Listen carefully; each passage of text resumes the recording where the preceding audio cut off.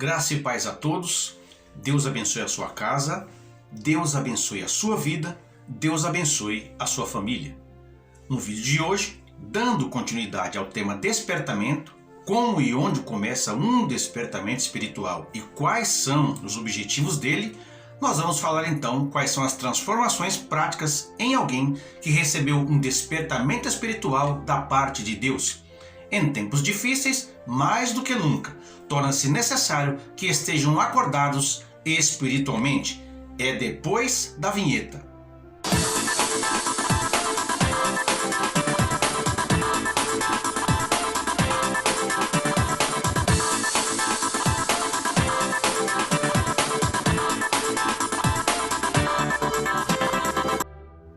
Muito bem, meus amados, dando continuidade, conforme está na revista de Mestre, os objetivos específicos desta lição é explicar aos alunos os objetivos do despertamento espiritual, enumerar as finalidades do despertamento e ilustrar que Deus cumpre com as suas promessas.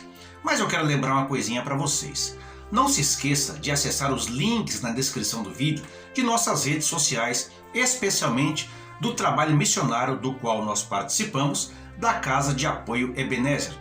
Essa casa trata de pessoas dependentes químicas que, através do poder da palavra, das orações e outras atividades, têm sido resgatadas para Cristo e para a sociedade. Ame e acolhe esta obra. Então, meus amados, dando continuidade aí, nós vamos ler o texto áureo da lição. E esse texto áureo está em Romanos, capítulo de número 13 e o versículo de número 11. E isto digo, conhecendo o tempo, que é já hora de despertarmos do sono, porque a nossa salvação está agora mais perto de nós do que quando aceitamos a fé. E a verdade prática está dizendo: o despertamento espiritual é uma consequência da submissão à vontade de Deus. Então, aqui é o começo, né? Sempre é bom começar aí pelo texto áureo, pela verdade prática. E a leitura em classe, que eu vou fazer aí no decorrer da lição, não vou ler agora no começo, para que fique mais dinâmica a aula, ela está registrada em Esdras, capítulo 1, versículos do 1 a 7. Inclusive, na primeira lição, também foi citado esse mesmo capítulo aqui de Esdras, só que lá foi do 1 até o versículo 5. E aqui nós avançamos mais 2 versículos nesta segunda lição aqui, que é o despertamento espiritual, um milagre. Também está escrito em Neemias, capítulo 1, versículos do 1 ao versículo 3. Lembrando, meus amados, que nossas aulas são apenas um apoio, apenas um subsídio. Eu penso que a leitura da revista deve ser feita pelo aluno em casa. Essa é a nossa, não digo obrigação, mas é o nosso dever. E aqui nós vamos apenas dar alguns tijolinhos para complementar a sua construção, não é? Alguns complementos que podem ajudar a enriquecer a sua aula. Então é sempre bom que você aí se inscreva no nosso canal, assista nossas aulas, porque alguma contribuição você vai receber. O importante, como eu sempre digo, vou dizer em todas as aulas, pedagogicamente, é atender aos objetivos da lição propostos pela CPAD em cada lição, como está na revista de Mestre, e eu já citei agora há pouco isso, mas, como eu sempre digo, eu prefiro a revista de aluno, porque eu mesmo gosto de pesquisar e buscar os meus próprios subsídios que amparem a lição. E enquanto eu for ministrando esta aula de apoio, eu vou deixar todos os versículos que amparam o que eu estou dizendo em tempo real e, ao mesmo tempo, vou deixar na tela aí um esboço. Aí você poderá pausar o vídeo quantas vezes quiser para anotar. E aqui também você terá informações geográficas, muito difícil você ver isso na internet. Aqui nós vamos dar informações geográficas através de mapas, suplementos arqueológicos e todos os complementos possíveis para o entendimento da lição. Então sejam bem-vindos ao nosso canal e eu estou muito feliz por você estar aqui. Os tópicos desta lição de número 2, que será veiculada em 12 de julho de 2020, eles são os seguintes. Primeiro, o despertamento espiritual emana do próprio Deus. Segundo, as finalidades do despertamento. E terceiro, Deus cumpre as suas promessas. E também esta lição tem um quarto tópico, que é o despertamento torna os homens obedientes à palavra. E antes de nós começarmos a veicular a lição, meus amados, vocês chegaram a se atentar para a apresentação do trimestre antes da primeira lição? Vamos ler. Eu achei bem interessante e eu não tinha nem prestado atenção. Está aqui logo, para quem é aluno, acho que do professor também, está logo aqui na parte que descreve aqui o staff, né, da CPAD e das lições. Está aqui do lado e está dizendo o seguinte: a nação de Israel viveu um momento de crise política, social e principalmente espiritual. Os períodos de angústias pelos quais o povo de Deus passou, embora fossem de dor e sofrimento, serviram para mostrar o quanto Deus não fica indiferente ao sofrimento do seu povo. Neste contexto de juízo, dor e sofrimento, Deus impele homens a reconstruir os muros e o templo de Jerusalém, e por meio desse movimento, um grande despertamento espiritual emerge no meio do povo. Esse despertamento espiritual teve o estudo da palavra de Deus como princípio divino norteador. Os dias em que vivemos não são tão diferentes. Uma grande crise gerada pela pandemia que assolou o mundo tem afetado economias, impedido que os servos e servas de Deus prestem culto nos templos. É um momento de reconstrução. Nesse sentido, estudaremos os princípios divinos em tempos de crise, em que a reconstrução de Jerusalém e o despertamento espiritual do povo de Deus tornam-se exemplos para os nossos dias. Um trimestre de despertamento espiritual. Achei muito bacana essa introdução aqui antes da primeira lição, e eu quero então convidá-lo para que nesse trimestre nós possamos realmente sermos despertados espiritualmente. Como nós lemos aqui na lição passada, gente, e eu vou repetir algumas coisas que eu disse na lição passada porque o próprio autor da revista repetiu aqui a passagem bíblica de Esdras, capítulo 1 a 5, só que nesta segunda lição vai até o versículo 7. E eu disse na aula anterior que a história iniciada em Esdras 1 vem logo depois de 2 Crônicas 36, versículos 22 a 23, que se inicia em 538 a.C., 48 anos depois que Nabucodonosor destruiu Jerusalém. E aí derrotou o reino do sul, que é Judá, e levou os judeus como cativos à Babilônia. Nabucodonosor morreu em 562 a.C. e como seus sucessores não eram fortes, a Babilônia foi derrotada pela Pérsia em 539 a.C., pouco antes dos eventos registrados nesse livro. Tanto os babilônios quanto os persas, eles tinham aí uma política relaxada quanto aos seus cativos, inclusive permitindo que eles tivessem terras, que eles tivessem lares, que eles tivessem empregos comuns. Você percebe isso pela história, não é? Muitos judeus, por exemplo, como Daniel, Mardoqueu e Esther, eu disse na lição passada, eles chegaram a ter posições de destaque, posições proeminentes na nação. E o rei Ciro da Pérsia foi um passo além. Ele ainda permitiu que muitos grupos de exilados, incluindo judeus, voltassem às suas terras. E fazendo isso, ele esperava conquistar a sua lealdade, conseguindo assim escudo ao redor das fronteiras do seu império. Para os judeus, este foi um dia de esperança, um novo princípio. No ano de 550 a.C., Ciro subiu ao trono da Pérsia e dominou sobre o Império da Média. Logo em seguida, conquistando o reino da Lídia e anexando todo o antigo território dos assírios. Porém, só em 539 é que conquistou a Babilônia, e é desta data em diante que se conta os anos de Ciro como imperador. Lembrando, gente, que a data antes de Cristo, ela vai decrescendo, tá? Você vai pegar aí os anos maiores, vai decrescendo até chegar ao ano 0, né? Quando nasceu Jesus, que na verdade nasceu no ano 4, né? Nasceu no ano 4. A Pérsia, onde hoje é o Irã, ela foi assim, teve um destaque muito grande na história, né? Então aquele antigo império só durou até a vinda de Alexandre Magno da Macedônia em 331 a.C. E ao conquistar as cidades, né, o Ciro, dominava as cidades, só que ele tratava os habitantes com misericórdia, diferente daquele fato que eu contei para vocês aqui no subsídio arqueológico que eu deixei. Se a gente pegar os versículos de Esdras, de 2 a 4 desse capítulo 1, nós vamos perceber que há um decreto, né? Há um decreto ali. Esse decreto de Ciro, restaurando a nação de Israel, juntamente com seu culto nacional, faz parte do decreto geral em prol de várias nações, como é definido no cilindro de Ciro, que eu também mostrei na aula passada. Eu deixo novamente a figura para vocês darem uma olhada aí, que foi uma descoberta arqueológica que antes era duvidada. Quem quiser saber sobre o cilindro de Ciro, o que era isso, né? Acesse o vídeo passado, que lá está explicado.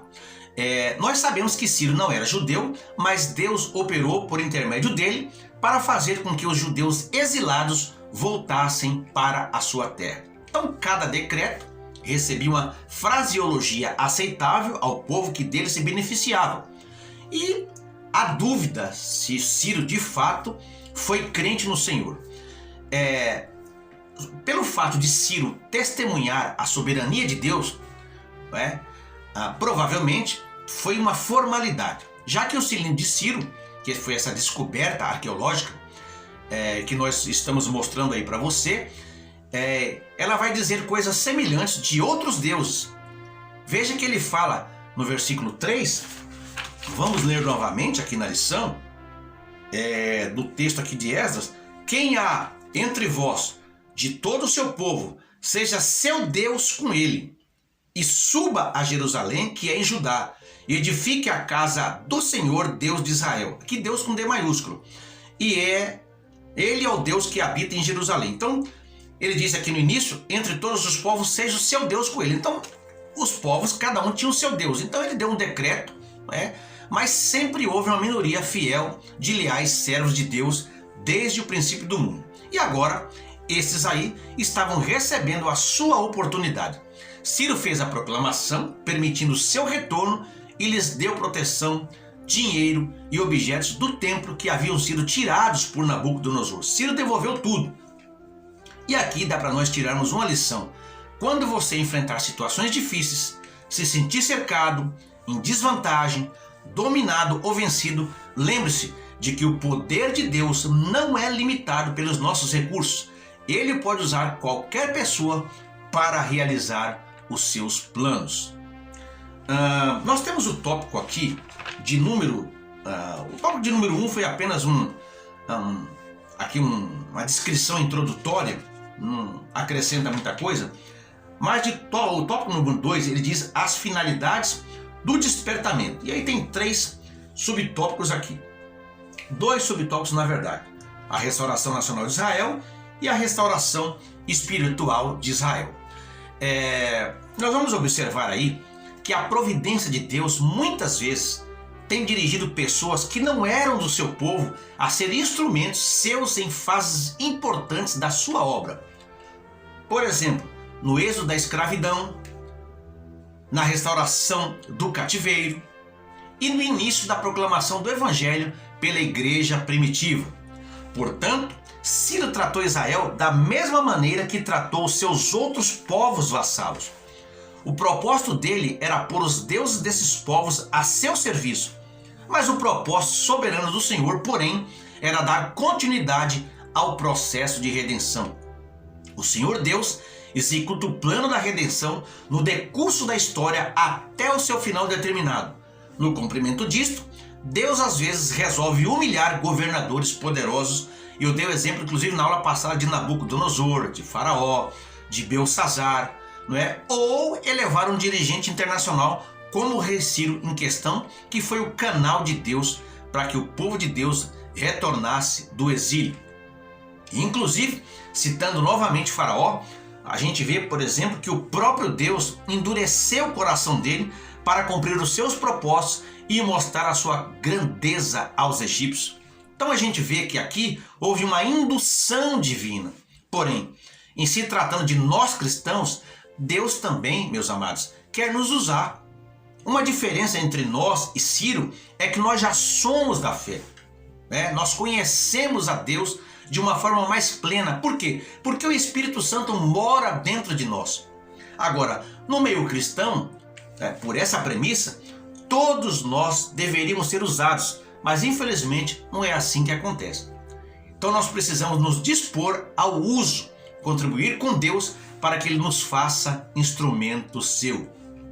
Essa proclamação de Ciro permitiu que os judeus trabalhassem juntos para completar a intensa tarefa de reconstrução do templo.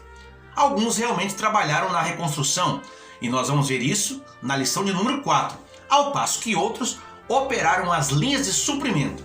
E as empreitadas significativas que aí cercam-nos ao longo da nossa vida vão nos mostrar que todo trabalho em equipe ela serve para que nós possamos ser um verdadeiro apoio uns aos outros. Isso é muito importante, a unidade e a união. Cada função nossa dentro de um grupo é vital para a conclusão da tarefa. Então, quando você receber a instrução de servir, faça isso fielmente como um membro da equipe, não importando quem receberá o crédito. Então, muito importante aí esse tópico 2. E o exílio foi uma escola de sofrimento. Esse exílio aí contribuiu para que Israel fosse curada. E muitas vezes, para que um crente seja alcançado por um despertamento, antes vindo o arrependimento pelas nossas mazelas, não é? Deus vai permitir o sofrimento. E é no sofrimento que saímos da nossa zona de conforto. Sabe, daquela vida displicente, que muitas vezes alguns levam de qualquer maneira, e o sofrimento acaba nos fazendo a correr para os pés do Senhor. Ele é o agente de transformação, e através do Espírito Santo, que é o principal agente de transformação, é que nós vamos ver o papel fundamental da restauração de uma vida espiritual decaída. É por isso que Paulo faz uma observação importantíssima, conforme está lá em 1 Tessalonicenses, capítulo 5, e o versículo 19 e 20. Não apagueis o Espírito. É o Espírito Santo que nos dá essa capacidade para que nós possamos nos deixar sermos transformados. O Espírito Santo é o agente da transformação, não é? Eu já disse isso aqui, estou repetindo. Nós temos a leitura então de Neemias capítulo 1, versículo de 1 a 3, que é uma leitura nova em relação à leitura em classe da semana passada, e diz aqui: as palavras de Neemias, filho de Acalias, e sucedeu no mês de Quisleu, no ano 20º, estando eu em Suzã, a fortaleza, que veio Hanani, ou que pode ser traduzido também como Ananias, um de meus irmãos, ele e alguns de Judá, e perguntei-lhes pelos judeus que escaparam e que restaram do cativeiro e acerca de Jerusalém. E disseram-me: os restantes que não foram levados para o cativeiro lá na província estão em grande miséria e desprezo, e o muro de Jerusalém fendido e as suas portas queimadas a fogo. Que desgraça, gente! Que desgraça! Que situação difícil estava aquele povo. E nós vamos ver, que vai ser muito citado aí ao longo das nossas lições, os livros de Esdras e Neemias, mas especificamente aqui nessa lição, o Neemias ele deixou uma posição confortável como assistente do rei da Pérsia para ajudar aquele povo de Jerusalém que estava totalmente desmoralizado. E aí, nesse novo trabalho dele, ele acabou se envolvendo em motivar o povo a reconstruir os muros da cidade, apesar da oposição dos seus vizinhos. Mas o trabalho de Neemias não esteve relacionado apenas com tijolos de argamassa, mas ele também mediou uma crise financeira, iniciou uma reforma religiosa e reorganizou as responsabilidades cívicas em Jerusalém. Neemias demonstra que, com fé, oração, integridade e ajuda de Deus, os servos de Deus podem ser bem-sucedidos. Então isso aqui é uma micro biografia de Neemias. E Neemias, cujo nome significa Deus é meu deleite ou o Senhor tem confortado, é o historiador de seus próprios atos e dos eventos da sua vida. Porém, ele não escreveu uma biografia assim, uma autobiografia completa, uma autobiografia pessoal. E aqui vocês vão verificar nesse versículo primeiro que eu li do capítulo de número 1 de Neemias, que fala aí sobre o mês de Quisleu, que é o mês nono, é equivalente aí no nosso calendário a novembro e dezembro, só que nunca vai coincidir com os nossos meses. Também é uma data aí no ano 20º, e isso acabou caindo no reinado de Artaxerxes I Longanimos, ou em 445 a.C.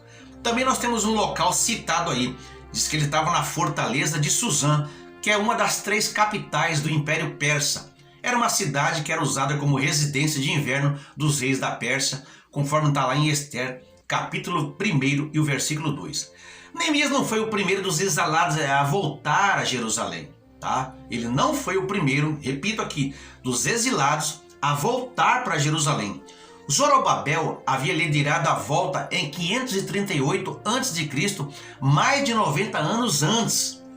E aí, Esdras seguiu com o segundo grupo, que foi em 458 a.C., e aqui Neemias estava prestes a liderar o terceiro grande retorno a Jerusalém. Portanto, você pode perceber aí que eles foram voltando à prestação.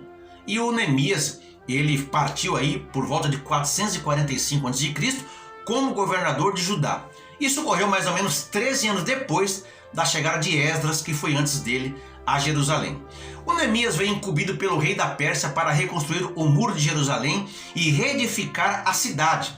Quando ele chegou, depois de uma viagem de 3 meses, e eu falei na aula passada a dificuldade de fazer essa viagem, porque no trecho, era um trecho perigoso, cercado de povos hostis, era uma viagem penosa, uma viagem tremendamente difícil, que levava de 3 a 4 meses. Por isso que muitos daqueles que foram levados cativos, eles acabaram arrumando emprego lá, eles acabaram arrumando posições, principalmente o povo do norte, né? E eles acabaram optando por ficar lá mesmo. Mas aqueles que realmente amavam Jerusalém, amavam a sua terra, especialmente os de Benjamim e Judá, eles voltaram aí nessa dificuldade toda. E Neemias, ele levou aí aproximadamente 3 meses então, e ele viu o templo concluído e se familiarizou com outras pessoas que haviam voltado antes à sua terra. Mas Neemias também encontrou um grupo desorganizado de pessoas, uma cidade indefesa, não tinha mais muros que a protegessem. Era comum que todas as cidades tivessem aí muros naquela época como um fator de proteção. E apesar de muita oposição, Neemias ele completou o muro em 52 dias. Nós vamos ver isso lá no capítulo 6 e o versículo 15. Ele era um homem capaz, corajoso, perseverante, de oração, e ele também cooperou com Esdras para levar a efeito a renovação espiritual do povo. Antes do exílio, Israel tinha o seu próprio idioma, né? Antes de ser tomado, ser levado cativo, Israel vivia aí a plenitude da bênção, embora pecando constantemente contra Deus. Eles tinham o seu exército, eles tinham uma identidade própria. Nessa ocasião agora da história, Israel já tinha perdido tudo isso. E o que mais faltava aos judeus era liderança. Não havia ninguém que lhes mostrasse por onde começar e que caminho seguir nos esforços para reconstruir a sua cidade. E assim que Neemias chegou, ele começou um programa a partir do básico, ali do alicerce. Ele ajudou a cuidar das necessidades físicas das pessoas, ali estabelecendo um sistema justo de governo e reedificando os muros de Jerusalém. Neemias também cuidou das necessidades espirituais das pessoas, reconstruindo vidas destruídas. Olha que papel pastoral, um exemplo, né, de administração pastoral para os pastores do nosso tempo de hoje. E Neemias é um modelo de liderança comprometida e de honra a Deus. E o seu livro contém muitos ensinamentos úteis para a nossa vida hoje. Vocês vão perceber também, aqui na leitura em classe, nessa segunda parte de Neemias, que aparece aí o nome de Hanani, né? Veio Hanani, um de meus irmãos, ou Ananias, que possivelmente era irmão de Neemias, e ele foi a Jerusalém com uma das caravanas, voltando logo depois da obra parar, né? Logo depois que a obra cessou, parou, porque teve uma posição ali imposta por a Esdras, e aí ele veio, né? E Neemias perguntou pelos judeus que escaparam, que não foram levados para o exílio, E vocês vão verificar no versículo 3 aqui a desgraça que eles estavam vivendo. E esses eram os mais pobres da terra, e eles foram abandonados pelos babilônios só para que a terra não se tornasse a se cobrir da mata, né? De mato ali, foram deixados mais paupérrimos. Vamos ver isso? Vamos ler 2 Reis. 2 Reis. Vocês vão ver, gente, a situação que ficou aqueles mais pobres que foram deixados. 2 Reis, vamos lá depois de aqui, 2 Reis, 1 Reis, 2 Reis, o capítulo número 25 de 2 Reis.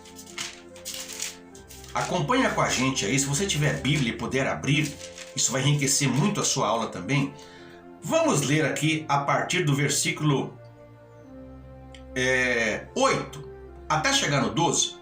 No 7º dia do 5º mês, do ano 19º de Nabucodonosor, rei da Babilônia, Nabuzaradã, chefe da guarda e servidor do rei da Babilônia, veio a Jerusalém e queimou a casa do Senhor e a casa do rei, como também todas as casas de Jerusalém. Também entregou às chamas todos os edifícios importantes. O homem acabou com tudo. Todo o exército dos caldeus que estava com o chefe da guarda derribou os muros em redor de Jerusalém. O mais do povo que havia ficado na cidade e os desertores que se entregaram ao rei da Babilônia e o mais da multidão, Nabuzaradã, o chefe da guarda, levou cativo. Porém, dos mais pobres da terra, deixou o chefe da guarda ficar alguns para vinheiros e para lavradores. E aí, meus amados irmãos, vai mostrar aí, até o versículo 22, a desgraça e a miséria que ficou o povo, aqueles que não foram levados, né? Então você vai ver aí o contexto, né? Como eles ficaram. Enfim, vamos para o tópico de número 3 aqui, que é Deus cumpre as suas promessas. Neemias então estava preocupado com Jerusalém, porque ela era a cidade santa dos judeus, e sendo a capital de Judá, ela representava a identidade nacional dos judeus. Ela era abençoada com a presença especial de Deus no templo. E a história dos judeus se centrava na cidade desde os tempos das ofertas de Abraão a Melquisedeque, rei de Salém. E você vai ver isso, estou deixando a referência bíblica aí lá atrás no livro do Gênesis. E passando pelos dias em que Salomão construiu o glorioso templo e durante toda a história dos reis. Neemias, você vai perceber aqui que ele amava a sua terra, embora ele tivesse vivido quase que toda a vida lá na Babilônia. Mas ele desejou voltar a Jerusalém para reunificar os judeus e remover a vergonha dos muros destruídos de Jerusalém. Isso glorificava a Deus e restauraria a realidade e o poder da presença de Deus entre o seu povo. Portanto, 3 coisas nós vamos ver aqui nesse tópico. Primeiro, visão, preparo e propósito. Visão porque Neemias soube da ruína. Preparo porque Neemias orou. E propósito porque Neemias encaminhou o seu desejo. Eu estou disponibilizando um mapa aí para vocês na tela, não é? Com algumas setas aí, para que vocês possam acompanhar o trajeto que fez Neemias. Neemias trabalhava em Suzã como copeiro do rei do vasto império Medo-Persa. E quando ele soube que os projetos de reconstrução em Jerusalém estavam avançando lentamente, Neemias perguntou ao rei se poderia ir até lá para ajudar seu povo a concluir a tarefa de reconstrução dos muros da cidade. O rei permitiu que ele fosse, e Neemias partiu assim que foi possível, viajando aproximadamente pela mesma rota que Esdras havia seguido. Então nós vemos aqui, com o retorno desses servos de Deus, a renovação da promessa para com seu povo. E meu irmão, se você recebeu uma promessa divina e acha que está demorando, aguarde com paciência, porque o mais interessado em que o nome dele seja glorificado é o próprio Deus. Vai esperando com paciência, porque Deus vai renovando enquanto ela não se cumpre diante de você. É o próprio Deus que vai renovando. Você sabe que tudo tem um tempo. Nós vivemos no calendário de janeiro, fevereiro, março, abril, maio, junho até dezembro. É o calendário Cronos, que é o tempo do homem. Mas acima deste calendário existe o tempo Kairos, que é o tempo de Deus. E ele não adianta e nem atrasa. Deus vem no tempo certo. E no tempo certo as promessas de Deus vão cumprir na sua vida. Agora veja, gente, o título da nossa lição de hoje aqui. Ele diz aqui: despertamento espiritual, um milagre. Por que milagre? Porque é algo que um psicólogo não pode fazer. Dar um despertamento espiritual nos níveis divinos para alguém. O psicanalista não pode operar. O neurologista não pode proporcionar. Apenas a pessoa do Espírito Santo. E este é o que nos mantém com a chama acesa no coração. Então o que nós aprendemos hoje aqui? Que além de tudo que foi falado, que o verdadeiro culto foi estabelecido, ok?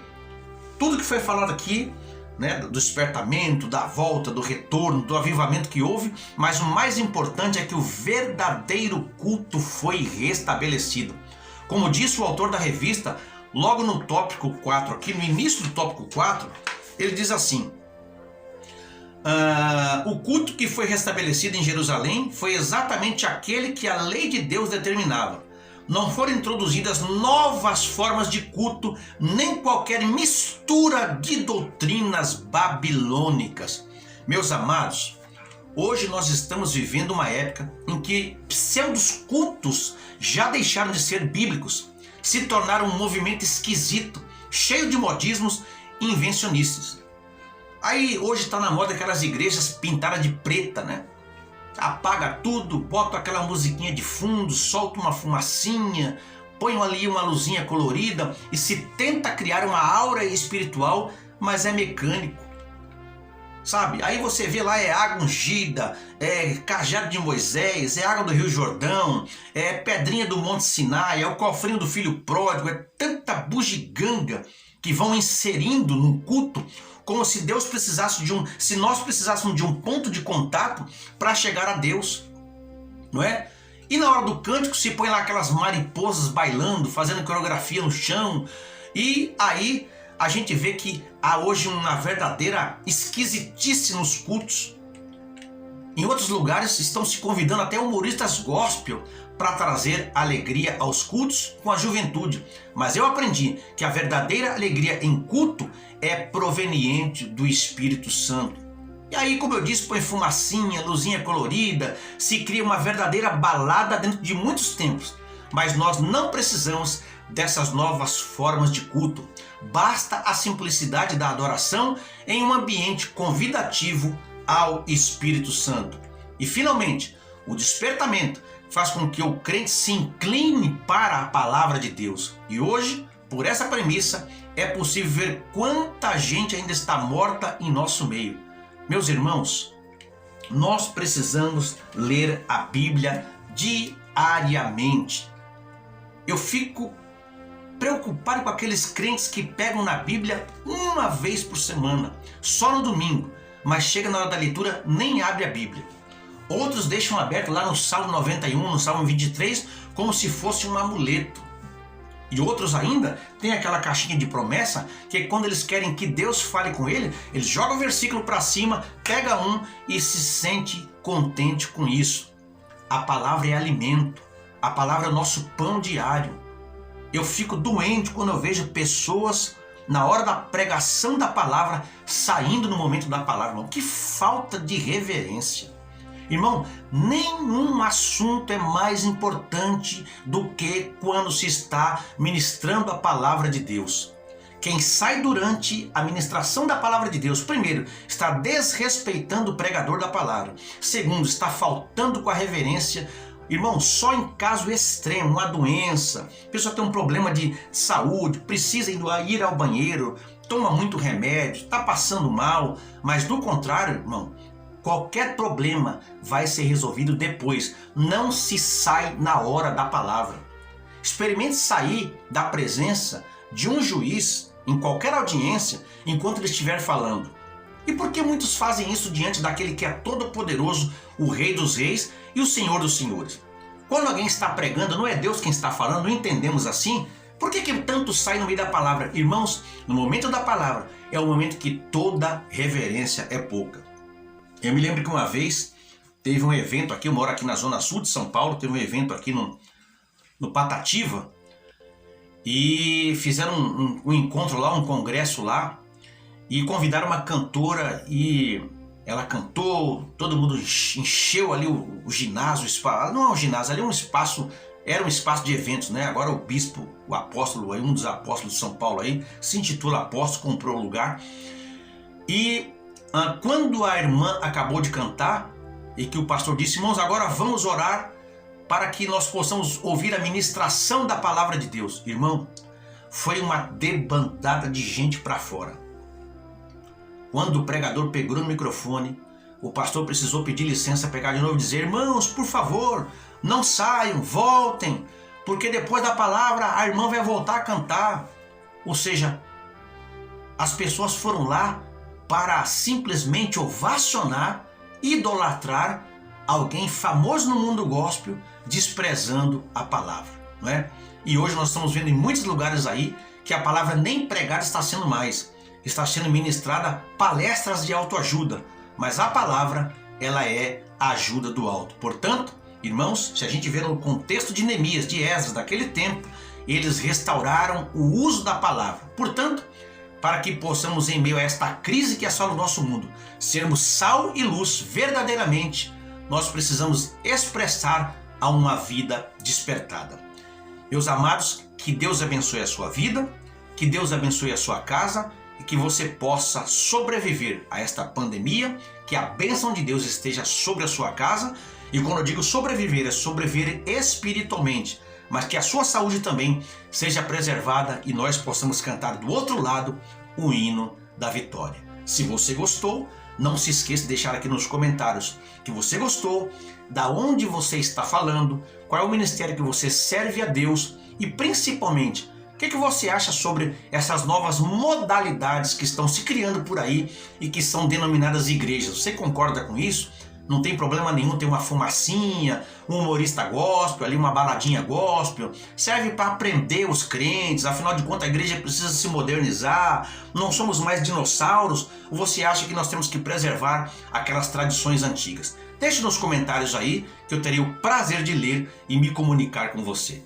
Um abraço.